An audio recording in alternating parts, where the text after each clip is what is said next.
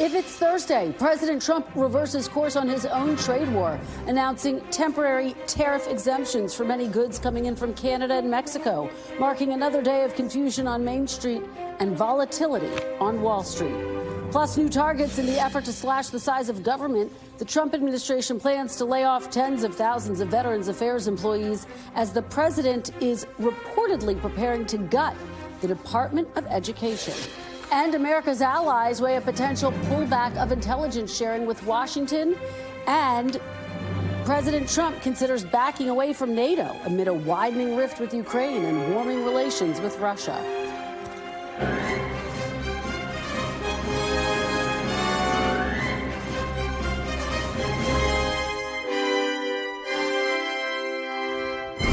Welcome to Meet the Press Now. I'm Kristen Welker in Washington, where President Trump has just made another abrupt pivot in the United States trade war with America's neighbors to the north and south. This afternoon, the president announced a one-month pause on the sweeping 25% tariffs for many, but not all imports from Mexico and Canada.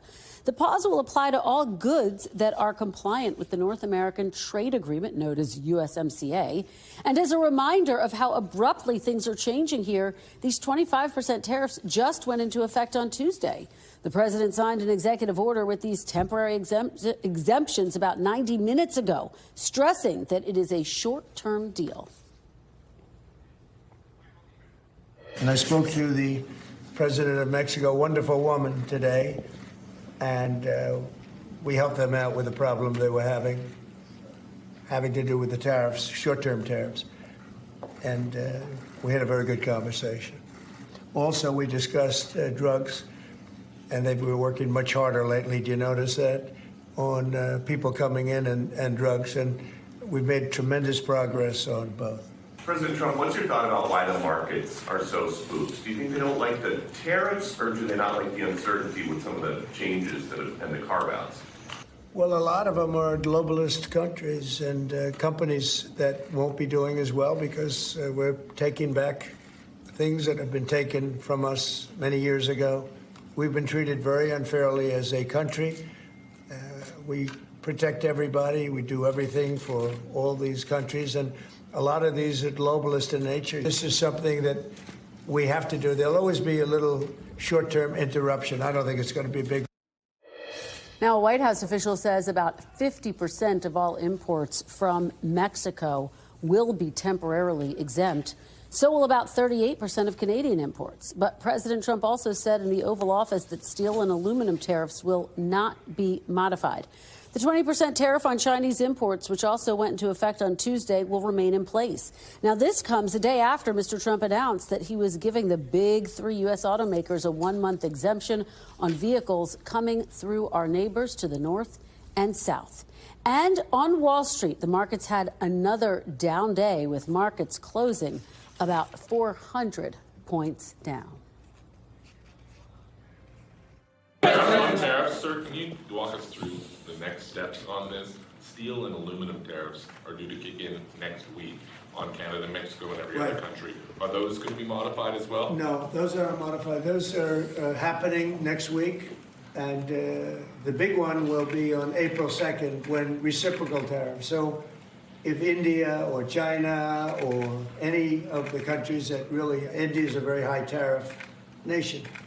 I'll tell you what's a high tariff nation is Canada. Canada charges us 250% for our milk product and other product, and a tremendous tariff on lumber and things as such. And yet we don't need their lumber. We have more lumber than they do. We don't need Canada's lumber. So what I'm doing is I'll be signing an executive order freeing up our forests so that we're allowed to take down trees and make a lot of money and then reharvest trees. Also, we're cutting fire divides. A fire divide is a 50-yard to 70-yard swath where the trees can't, it's long enough so trees don't burn forever until you can get them out. And those trees can be sold and made a lot of money with. But we'll be doing that. We don't need trees from Canada. We don't need cars from Canada. We don't need energy from Canada. We don't need anything from Canada. So where we can be self-sustaining, which is in most things. Look, we have more oil and gas than anybody.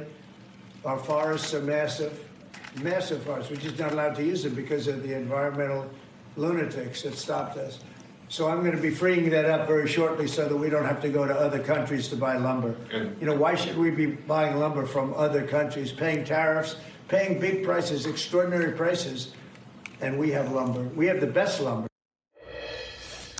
NBC News senior White House correspondent Kelly O'Donnell is with me now, and so is NBC News business and data correspondent Brian Chung. Kelly, I have to start with you at the White House. So what has happened between Tuesday and today that has made President Trump decide to reverse course?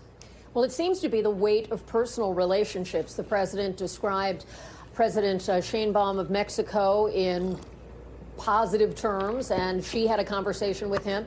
Also, the big three automakers had a conversation with him. So access to the president and ability to make a persuasive case to the president appears to be a tool for those who are trying to get some relief from tariffs. And the president is clearly signaling that he is open to some of those interim negotiations, while at the same time he is outlining plans that the tariffs relating to steel and reciprocal tariffs and a battery of things that he has planned will still go forward. So it does raise a question about the uncertainty factor when the president pronounces that he wants to engage on a tariff regime in one form or another, and then sometimes within days or a week or at some kind of a pressure point that comes to his attention, he is willing to make some concessions.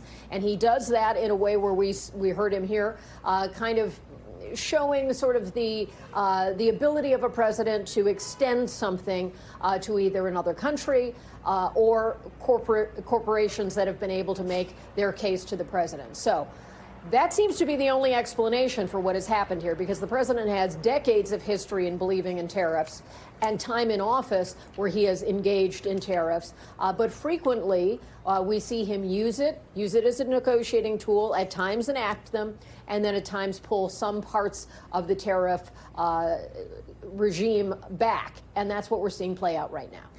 And to your point, Kelly, I mean, there's going to be another deadline in early April. Could we be right back in the same place ahead of that deadline? It certainly seems likely, doesn't it? If we just look at the first 6 weeks of the administration, when a deadline is set, sometimes it gets revised, and it is an opportunity for additional conversations. I and other reporters have asked the president many questions about tariffs. They've been a dominant theme in these initial weeks. And when you would say to him, what can a country do or what can another entity do to prevent tariffs, he says nothing. They can't do anything. And then there are conversations, whether it is support on issues related to the border, whether it is a mutual beneficial business arrangement, whatever it might be that is persuasive to him at that time, then he is willing to reconsider. So he used the instrument of signing executive orders to, again, retool the tariffs that he had signed just days ago.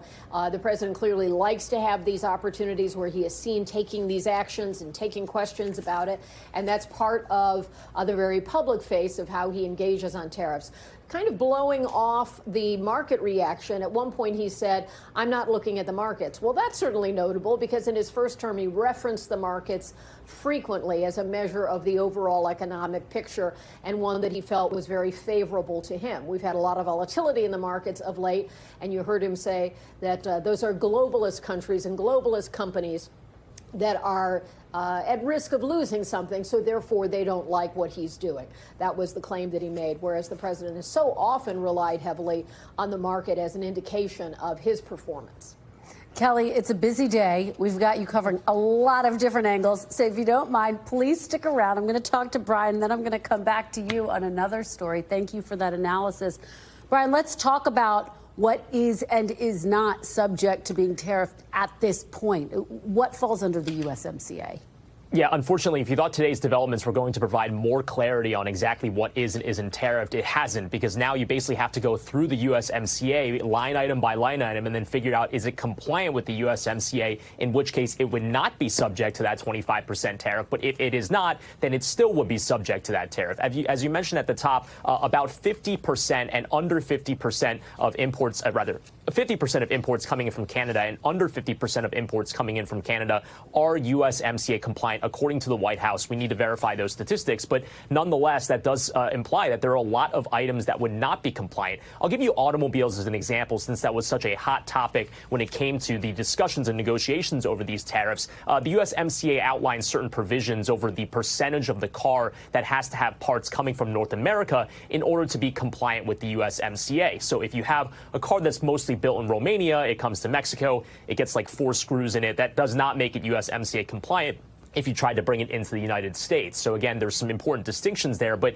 just in the last 90 minutes, because this is so fresh, Kristen, I've been trying to educate myself on what is and isn't USMCA compliant. And when you think about fruits and vegetables, because people are very concerned about the price of produce, it's my understanding that in some cases, seasonal vegetables would not be covered by the USMCA, but that other types of vegetables that are year-round might be. Again, you basically have to go item by item, which adds to the confusion to this tariff conversation. Wow. The confusion seems to be so much a part of this, Brian. I'm going to talk to you about that in a second. But just to follow up, it sounds like you're saying consumers can expect to see some products go up in the coming days. Is that accurate?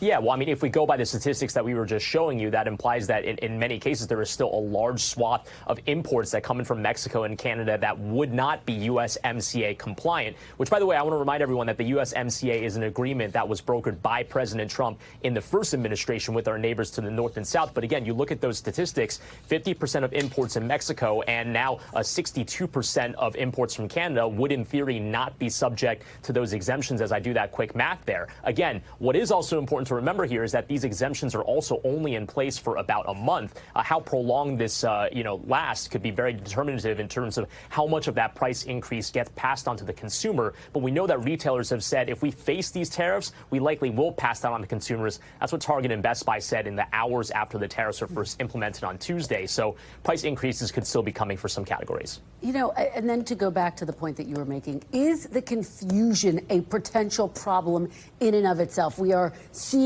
how Wall Street is reacting. Again, another down day on Wall Street. The fact that there is uncertainty around this, Brian, could that cause some long-term harm to the economy? President Trump himself said there were going to be some minor disturbances.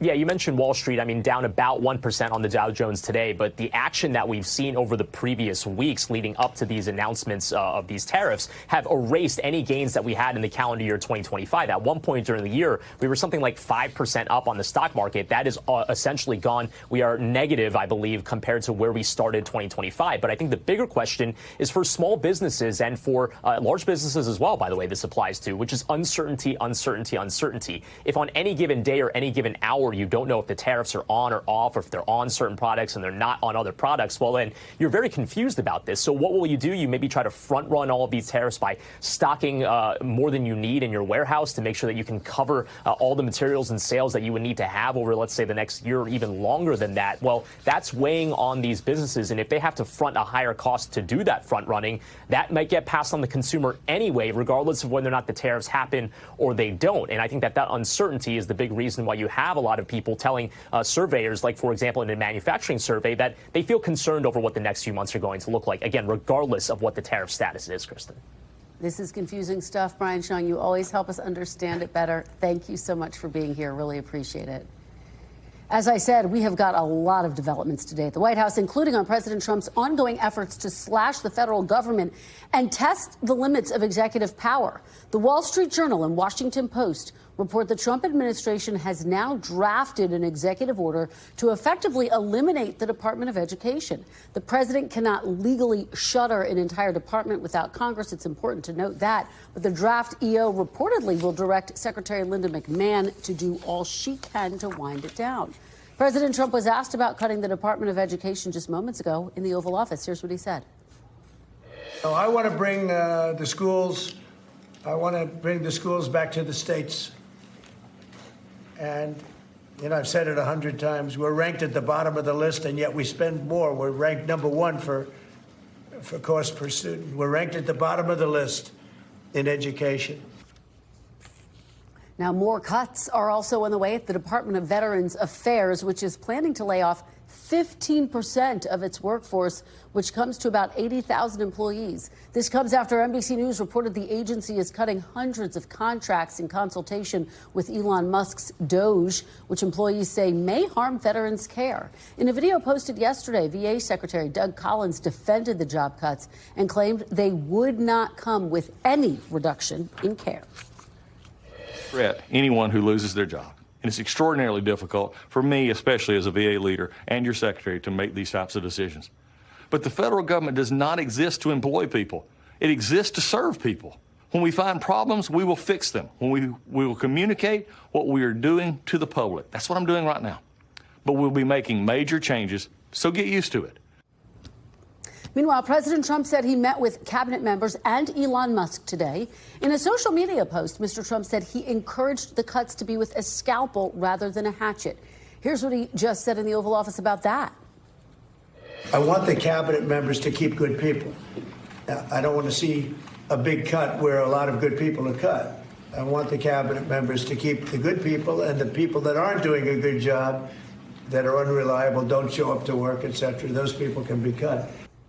I want to bring back Kelly O'Donnell, still outside the White House. Kelly, thanks for being on double and triple duty, quite frankly, today. Let's start with the Department of Education. President Trump made a campaign promise, as you know, that he was going to shut down the Department of Education. We have these reports that he may be considering now in EO. There's a draft, these reports say. What do you know about any potential executive action? Well, first, you and I need an agenda for when we meet like this. There are so many topics. But yes, the president has strong views about education. Of course, most educational funding, more than 90%, does come from states and local communities. And part of the original purpose of the Department of Education was to bring together some of the programs that help students that cross different departments. For example, school lunch programs would have originated in the U.S. Department of Agriculture, and being able to bring that into the Department of Education was meant to streamline some of those opportunities. They also manage some of the federal student loans and Pell Grants and so forth. So the president believes that they should all go back to states and local, where it is dominantly managed now. Certainly school editorial policies in terms of what is the curriculum and what are the rules of different communities, that's all decided at the local level, not the federal level. And some of what the federal government does do is to try to assess how students are doing broadly across the country. He does not unilaterally have the power to close a government department that was, in fact, originated by Jimmy Carter, who used an executive order to bring it about, and then Congress followed through and set up the formation of the department, the funding, and all the structure that keeps it going. So that's a check and balance issue. The president does not have the independent ability to do that, but he is going to squeeze it as much as he can and try to persuade Congress. You might be able to do that in the House, but certainly 60 votes in the Senate would be much tougher sell. It certainly will be. I know we'll be watching that one closely. And then, Kelly, I have to ask you, we know that the president and his cabinet met with Elon Musk today. Musk was on Capitol Hill yesterday. I thought the language we just heard from the president was notable, that he seems to be urging precision with these cuts. Certainly very different than Elon Musk wielding that chainsaw around. What do we know about what the president is messaging to Elon Musk? The chainsaw and scalpel analogy of how precise should it be? Well, the president says he wants to meet with cabinet officials who are affected by this. He seemed to indicate it didn't affect all of them, which is interesting in and of itself, and to meet with Musk and Musk's team to try to come up with ways to keep the best people, as he said, those with expertise and those who are most needed in their roles, but to be able to let go of those, as the president often does, where he criticizes federal workers for not coming to the office, for not doing their work, and to try to separate that out. So there's still some kind of war against the federal worker in his comments, but he is also trying to say he wants to give the cabinet secretaries a greater role in doing this, that they should lead the way, and if they're unable to make sufficient cuts, then Doge would take over. So he's sort of establishing maybe a different practice for how this would work, and certainly Congress would need to implement any cuts that Doge would make in terms of spending, because again, that's Congress's lane. We always need an agenda, Kelly O'Donnell. Thank you so much for your great reporting. Great to see you as always. Thank you. Coming up, exclusive NBC News reporting, U.S. allies consider scaling back intel sharing with Washington over concerns sensitive information could end up inadvertently revealed to Russia. Plus, disorder in the House. Tensions running high on Capitol Hill, where lawmakers, including 10 Democrats, vote to censure Congressman Al Green for interrupting the president's address to Congress. Stay with us. You're watching Meet the Press now.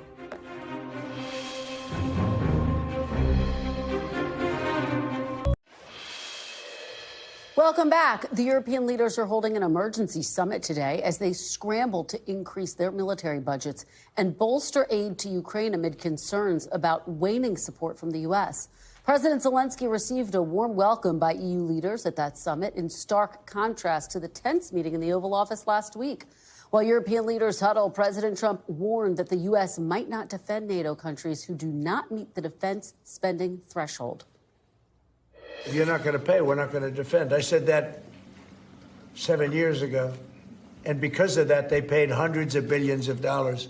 I said, if you're not going to pay your bills, we're not going to defend you. Are you going to make that policy, U.S. policy, that the U.S. wouldn't defend NATO countries that don't pay?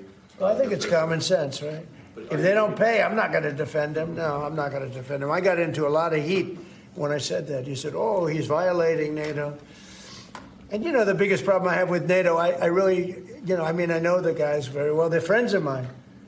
But if the United States was in trouble and we called them, we said, we got a problem. France, we got a problem. A couple of others I won't mention. Do you think they're going to come and protect us? They're supposed to. I'm not so sure. So why stay in NATO at all? I view NATO as potentially good, but you gotta get some good thinking in NATO. It's very unfair what's been happening. Meanwhile, NBC News is exclusively reporting that as the Trump administration appears to turn towards Russia, some U.S. allies are now thinking about scaling back the intelligence they share with the U.S. Joining me now is NBC News senior national security correspondent Courtney Kube, who reported on both of those stories. Courtney, congratulations on two great scoops. Let's start with NATO and this potential policy shift by the Trump administration. What does it mean for Article 5, which basically says an attack against one is an attack against all? Well, what we were reporting is basically what President Trump just confirmed in the Oval Office, and that is that the Trump administration has been considering sort of calibrating their support for NATO and NATO allies based off of the members who pay the most. So if you have a member who pays above the threshold, the percent of their GDP on defense that the Trump administration thinks is appropriate, then they would consider defending them in the case of an Article 5 violation, or of course the part of the Washington Treaty that says if one NATO member is attacked, all consider themselves to have been attacked. But it's not just Article 5 that's under consideration here, Kristen. This potential decrease in support to NATO by the United States could also see the Trump administration basically calibrating which exercises, military exercises, they would participate in based off whether the countries are meeting this threshold, this monetary threshold. And it could also make determine where U.S. military troops will be stationed and where they could be withdrawn from. So right now, NATO says that all members are supposed to pay 2% of their GDP towards defense. The Trump administration has been calling now for several weeks for that to be increased to 5%. Kristen, I have to say the U.S. doesn't pay 5%. We're right around 3.9% as of 2024. Yeah, I think it's so important to point that out, that the United States doesn't pay 5%. Courtney, how extraordinary that he, and I think we have to put a fine point on this, confirmed your reporting from earlier in the day, and just notable to hear him talk about that. You also have exclusive reporting about allies possibly scaling back intelligence sharing with the United States. What are the biggest concerns that you're hearing on the world stage? Yeah, and Kristen, again, these are some of the historically closest United States allies who have established this group called the Five Eyes. It's 5 nations that share this very highly classified technical intelligence information with one another at higher levels than they share intelligence with other nations. Now, some of these allies are now concerned that the United States seems to be trying to normalize relations with Russia. President Trump has spoken pretty openly about that effort. because of that, they are concerned now about sharing some of that most sensitive information with the United States. And really at issue here, Kristen, is the foreign assets. They are concerned that some of their foreign assets, individuals, could potentially be compromised, their identities. And that is why they are now discussing the possibility of not sharing as openly as they have with the United States in the past. All right, Courtney Kube, thank you so much. We really appreciate your reporting. We have to say there is an alarm going off here, so we're going to monitor this situation, folks.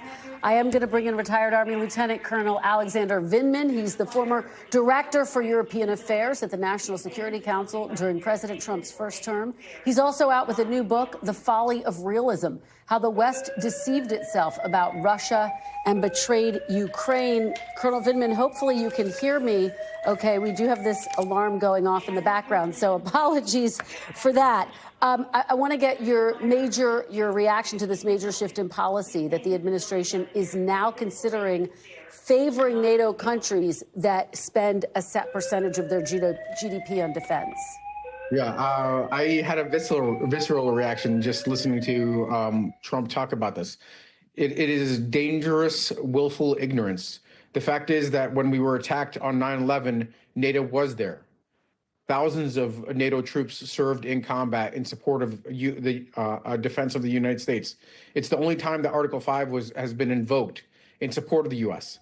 So to say that the sacrifice of our NATO allies, including hundreds of lives lost over the course of the wars, is just horrible, disgusting, disrespectful to those sacrifices. And it's dangerous because what is the Russian takeaway from this? That they could start poking around much more aggressively in the Baltics, escalating through hybrid warfare, testing whether the U.S. is willing to defend the Baltics, these small countries in the far east of Europe. And I think this is going to put our troops in danger. We have rotating troop presence in that part of the world, in Poland. He is really endangering our troops and endangering U.S. national security with this thoughtless and not well considered of second and third order effects, the consequences of what he's saying. He doesn't understand them, and he's putting our troops in danger. And of course, adding urgency to all of this is Russia's invasion in Ukraine. Let me ask you about the status of that. Obviously, Lieutenant Colonel Vindman, we had that explosive meeting in the Oval Office just last week between President Trump and President Zelensky. We don't know if the mineral deal is going to be signed, but very quickly, can you tell me, do you think this can be resolved? I think it can be resolved. I think Trump wants this deal. The Ukrainians want this deal also. Now that the U.S. Trump is trying to extract a bigger cost. I think this is something that's necessary to keep the U.S. engaged. But the dangers are unfolding as a result of that meeting. I mean, that's kind of rocked the world in a lot of ways with regards to adversaries and friends. We are no longer reliable. The Europeans still think that there might be a chance to bring us back on sides, but they're now consolidating their own activities and making much bigger investments, something that we tried to avoid, frankly, under multiple administrations, because we rather have them put their resources into NATO. They're going to look at different architectures to defend themselves. And the bottom line is that we continue to deceive ourselves about Russia, and that Russia is not interested in negotiating, and we continue to betray ourselves with regards to Ukraine, like we did for 6 administrations, but now in the Trump administration, with maximum malice and maximum ignorance, that's really putting our alliances and ultimately ourselves in danger, which is what Zelensky said that really provoked Trump, that the U.S. will feel this eventually. It's true. Trump doesn't see it. Zelensky does. He's right there. He's been fighting for 3 years. So I think the fact is that our allies, we're going to try to stick with us as long as they can, but they'll go it alone if they need to. Lieutenant Colonel Alexander Vindman, thank you for joining us. Thank you for powering through despite the fire alarm, which has now ended. We've been cleared. So thank you. Really appreciate your perspective. Thank you. Coming up next, inside the House's budget conundrum, today's chaotic censure vote and talks to avoid a government shutdown with the deadline to reach a funding agreement just 8 days away. The panel's next. You're watching Meet the Press Now.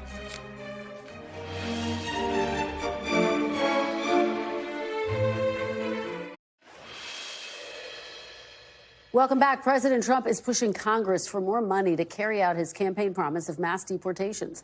As part of its ongoing immigration crackdown, the Trump administration removed restrictions preventing ICE agents from conducting raids in so-called sensitive locations like schools, churches, and hospitals. NBC News senior Homeland Security correspondent Julia Ainsley spoke with families and local officials who are facing the possibility that immigration arrests could now take place inside the classroom. Gaping holes left in this Denver apartment door after it was broken by ICE agents the morning of a February immigration raid. Behind it was 9-year-old Nicole. She said, "We were getting ready in the room to go to school, and then ICE knocked down the door, and we were really afraid. We started to cry." She said her mother, Maria, was taken into the hallway by agents in tactical gear. Maria, along with other adults in their apartment complex, were placed in plastic handcuffs and taken away, leaving behind Nicole and her 11-month-old sister, Heide. Did you think that you were going to be deported back to El Salvador? Yo tenía mucho miedo. She told us, yes. I was really afraid. My biggest fear was that they would send me to some place and deport me, and they would leave my babies. After 6 hours, Maria was released with an ankle monitor so ICE can keep track of her. She has since had the device removed, but Nicole was given a notice to appear before immigration court. Maria said she fled El Salvador after the death of her husband and said she could not support her children there. She crossed the border illegally after being previously deported. Maria says Nicole now has nightmares, and most of all, she is scared to go to school, where she said she once heard ICE agents were patrolling nearby. What do you think about when you're in school? That they can come again to school, and this time they will be able to enter and they will take us, she said. 4 students who attended this Denver public school were arrested by ICE the same day Maria was taken into custody, according to Principal Nadia Madden-Morrow. So as I was coming into work, my phone starts blowing up that there is a raid at one of the apartment buildings where our kids live. And so I learned that our school bus that was supposed to be picking up our kids couldn't actually get close because of all of the commotion there. Since then, she says, attendance here has dropped by 10%. ICE never came on school property, and there have been no confirmed cases of ICE arresting students at any school. But students and teachers here say they are still on edge. And here's why. The Trump administration did away with a longstanding policy that largely kept ICE from making arrests in schools, houses of worship, and hospitals, leaving open the possibility of students being arrested at school. Back in Denver, the district here filed a lawsuit demanding that ICE stay out of schools. The Trump administration has argued in court that Denver public schools have not been harmed. In this very library, the day of the raid, which it didn't happen in our schools, but it happened nearby, the emotion, the fear, and the terror in the eyes of our educators was significant. So no one can tell me that we weren't harmed. Tonight, Maria, Nicole, and Heide are back in their apartment, sleeping behind the door ICE once left broken, uncertain what the future will hold for them. And in response to our reporting, an ICE spokesperson says that ICE makes determinations to go into a school on a case-by-case basis, but typically they would not make arrests inside a school. Also, as part of that lawsuit that was started by Denver Public Schools, there is now a group of 78 schools, all representing schools in big cities across the United States, that say that their schools are all reporting increased absenteeism, lower parental involvement, and increased anxiety and fear among students. And they attribute that to the beginning of the Trump administration and the rescission of the policy that largely kept ICE out of schools. Our thanks to Julia Ainsley for that great reporting. We want to turn now to another story we're following. The House voting to censure Texas Democratic Congressman Al Green today over his disruption of President Trump's address in Congress on Tuesday night. 10 Democrats joined the Republicans in approving the censure in a 224 to 198 vote. The censure vote itself was met with some disruption. Take a look.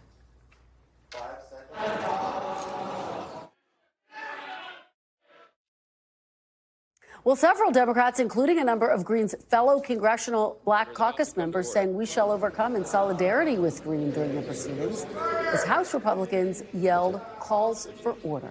And to discuss Representative Green's censure and so much more, we turn to our panel, Leanne Caldwell, Chief Washington Correspondent for PAC, Chuck Rocha, co-host of the Latino Vote podcast and founder of Nuestro PAC.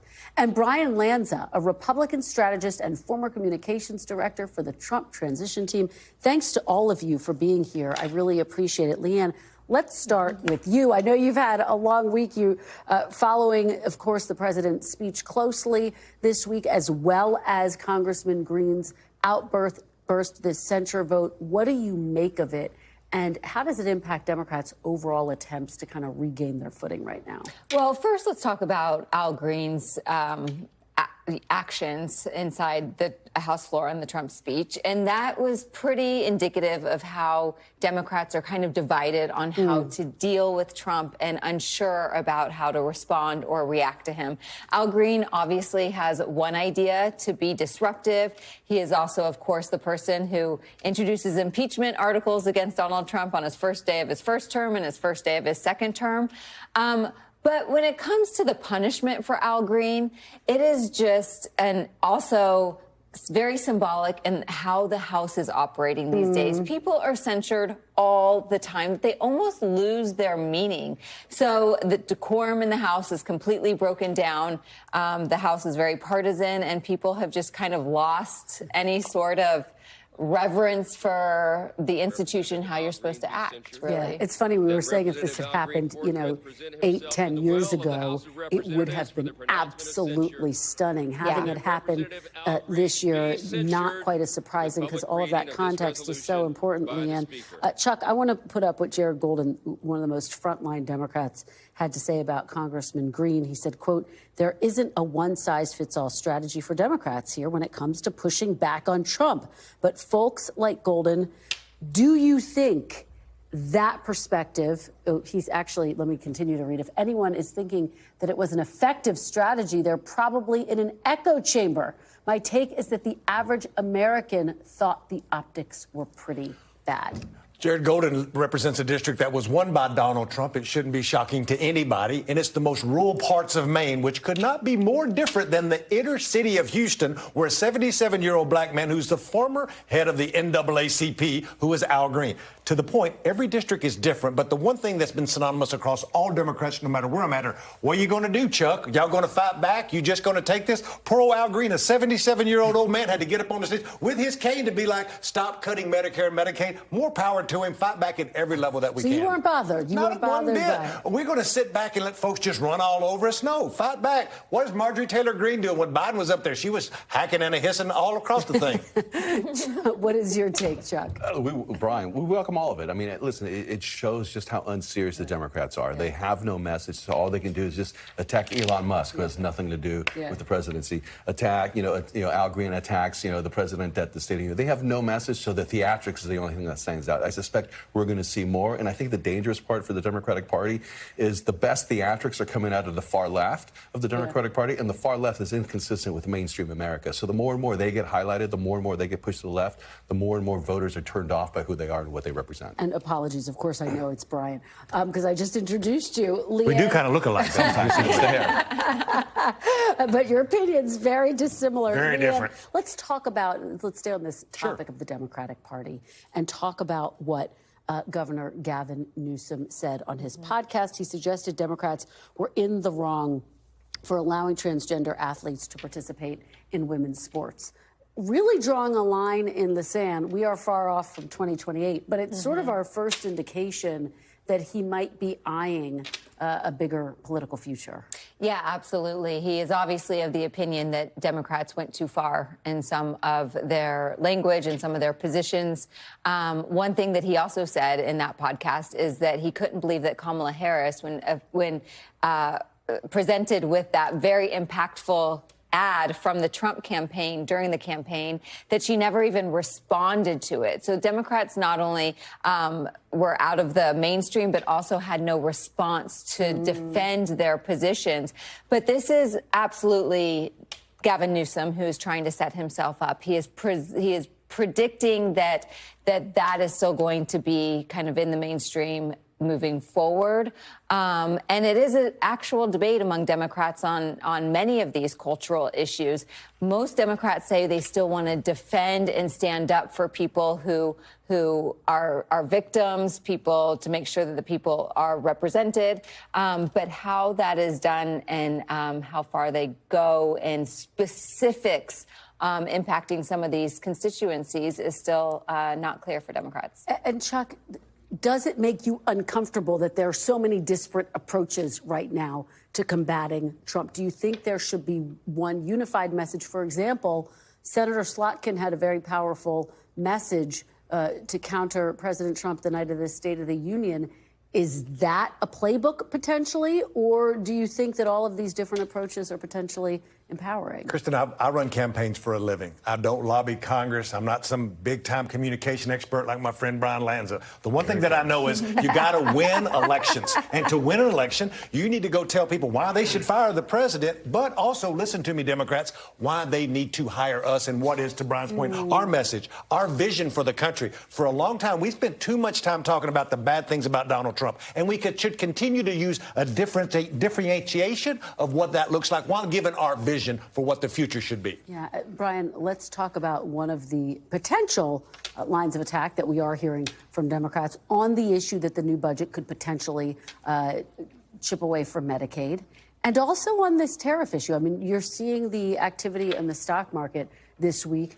Do you think that's an area of potential vulnerability for the Trump administration? Yeah, listen, I think the administration has to communicate where they stand. Obviously, Congress has a different position than the president. They've always had. President Trump is the only Republican, modern Republican, who says no cuts to Medicare, no cuts to Medicaid, no cuts to Social Security. He has been that president. The party in Congress differ from him, and there's always that friction, but that's fine.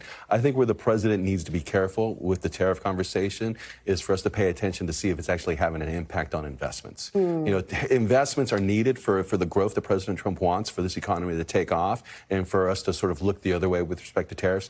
If we actually start to see a decrease in investments, that's going to be a red flag for the president. And I'm sure that's going to have all his advisors saying, what are we going to do? Because their investments play a key part in Trump's economy. And what's the pressure that's put on these Congress folks? There's about 40 of them that are in marginal seats that could lose in an off-year election. That's where the real focus is. That's why the Republicans this week said, let's not have any town halls. Well, I was just going to say, Leanne, it takes you to the town halls. I mean, and I know that Republicans are saying some of these folks are paid to be there.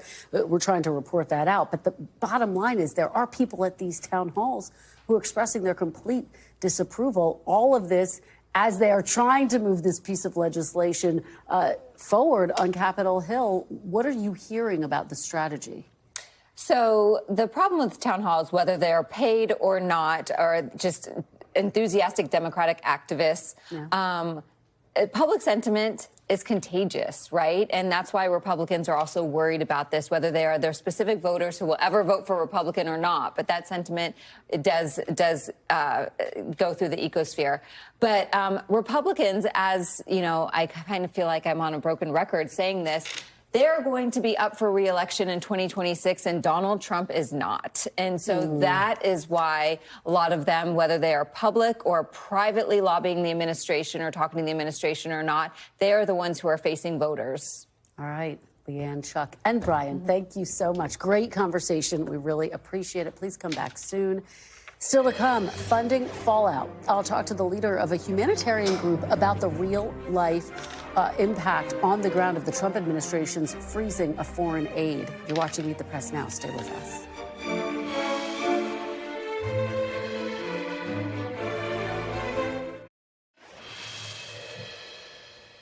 Welcome back. The Trump administration has scored a court victory in its effort to dismantle the U.S. Agency for International Development.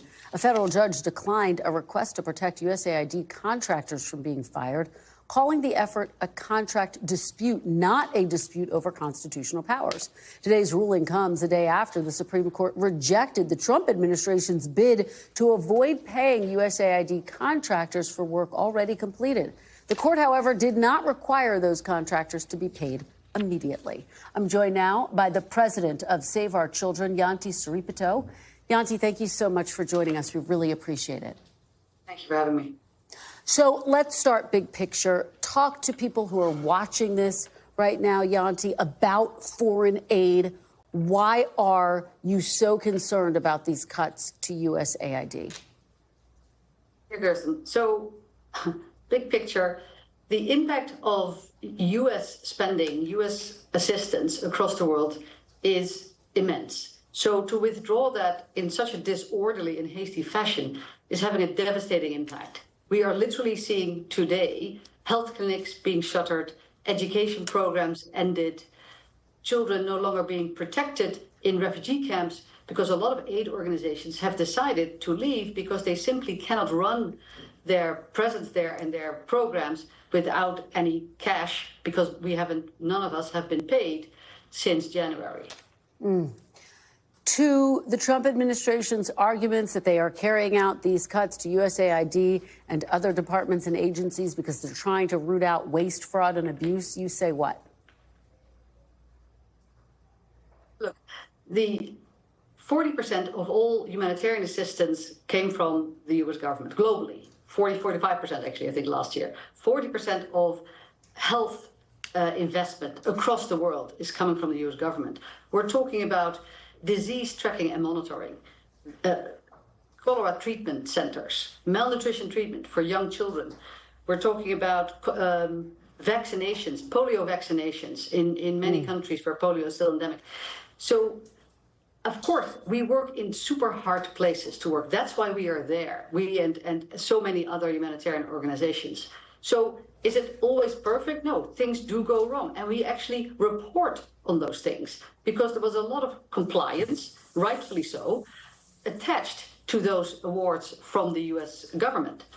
So to say that there's been no impact of that, when I look at a halving of under 5 mortality over the last 20 years, many hundreds of millions of children are now in school, enrolled, girls in particular, much more so than 20 years ago.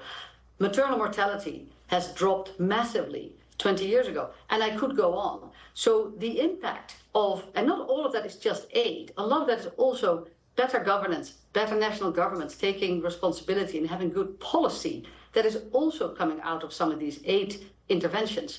So there's been a lot of progress. A lot of that progress is now at risk because of this withdrawal of aid funding.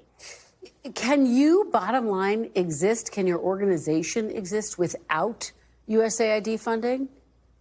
Yes, we can. For Save the Children globally, the U.S. government funding represents around 30% of programmatic spend across countries. Now, of course, in some countries it's higher, in other countries it's lower. So we have to adjust our footprint accordingly, and we are adjusting our cost base also accordingly.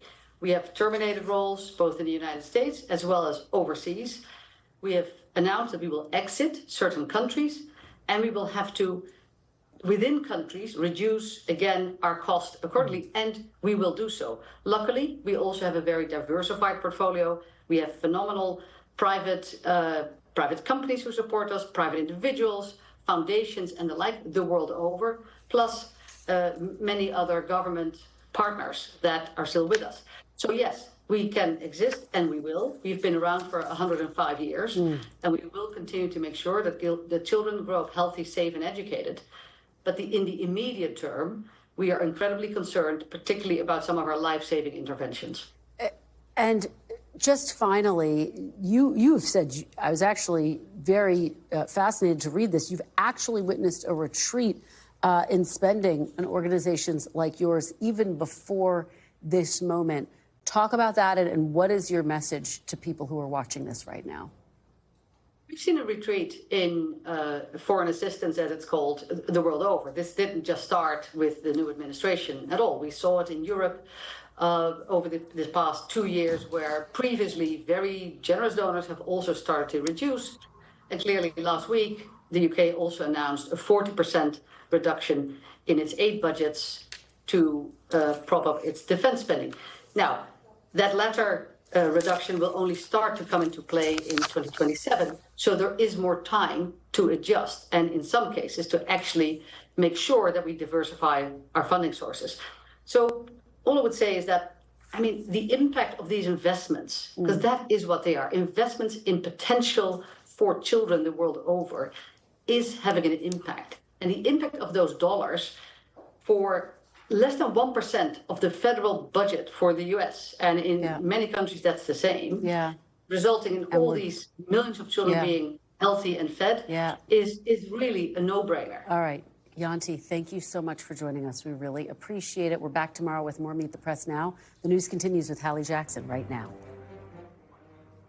Thanks for watching. Stay updated about breaking news and top stories on the NBC News app or follow us on social media.